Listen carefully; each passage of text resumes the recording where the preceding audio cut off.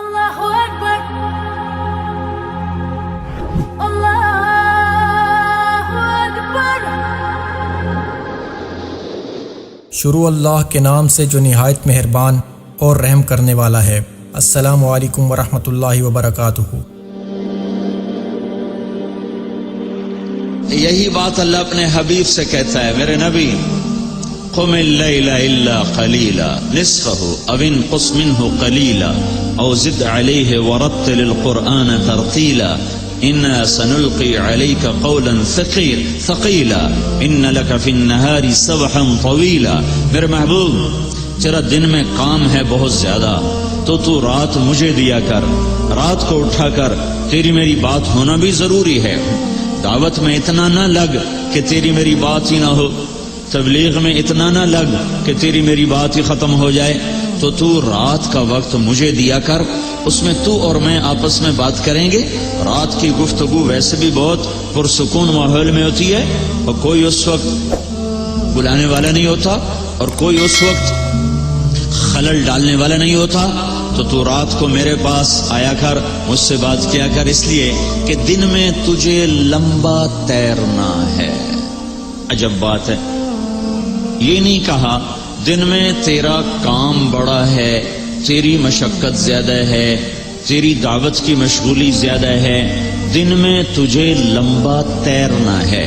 دعوت کے کام کو، تبلیغ کے کام کو تیرنے سے تشبیہ دی، تیرنے سے۔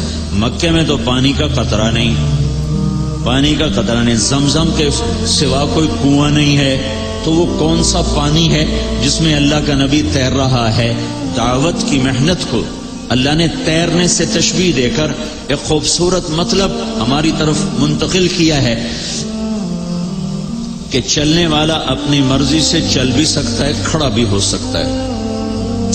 گاڑی میں سفر کرنے والا مرضی سے گاڑی کو روک بھی سکتا ہے اور چلا بھی سکتا ہے، اور اس سے باہر نکل کے کھڑا بھی ہو سکتا ہے۔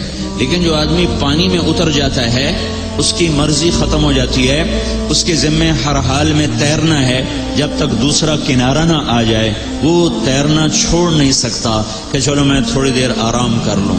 اب اسے تیرنا ہے، اگر وہ رکنا چاہے گا پانی کا بہاؤ اسے کہاں سے کہاں لے جائے گا، اگر وہ ٹھہرنا چاہے گا تو موجیں اسے اپنے اندر سمیٹ کے لائیں گے، مچھلیاں اسے نوالا بنائیں گی، اسے ان طوفانی موجوں سے لڑنا ہے، ان تھپیڑوں میں سے اس نے اپنا راستہ بنانا ہے، اور دوسرے کنارے تک جب تک اس کا ہاتھ نہیں لگتا اب یہ آرام نہیں کر سکتا، اسے ہر حال میں مستقل ہاتھ پاؤں مارنے ہیں۔ ان لک فی النہار سبحا طویلا، طویلا طویلا۔ میرے نبی، یہ نہیں جیسے ہم لوگ تقریر کی اور بیٹھ گئے، جمعے کے خطیب کی طرح تقریر کی اور بیٹھ گئے، مدرسے کے مدرس کی طرح سبق پڑھایا اور بیٹھ گئے، نہیں، یہ نہیں۔ فی النہار سبحا طویلا، تیرے لیے کوئی راحت نہیں ہے۔ جب یہ آیت آئی، یا ایھا المدثر قم فانذر وربک فکبر وثیابک فطہر والرجز فہجر ولا تمنن تستکثر ولربک فاصبر، تو اس پر اللہ کے نبی نے فرمایا، خدیجہ میرا بستر لپیٹ دے، میرے آرام کے دن ختم ہو گئے۔ ان لک فی النہار سبحا طویلا، میرے آرام کے دن ختم ہو گئے۔ دوسرا کنارہ کب تک؟ دوسرا کنارہ کب آئے گا؟ دوسرا کنارہ ہے کیا؟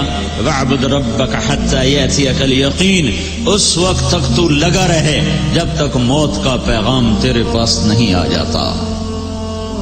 تو اللہ نے اپنے نبی سے بھی فرمایا کہ دن تو دے دعوت اور پھر لوگوں کے پیچھے، اور رات کو پھر مجھ سے بات کر، کہ اللہ سے بات کیے بغیر یہ کام ہو نہیں سکتا، کہ دل تو خالص اللہ کے قبضے میں ہے، اسے کون پھیر سکتا ہے اللہ کے بغیر، اسے کون بدل سکتا ہے اللہ کے بغیر۔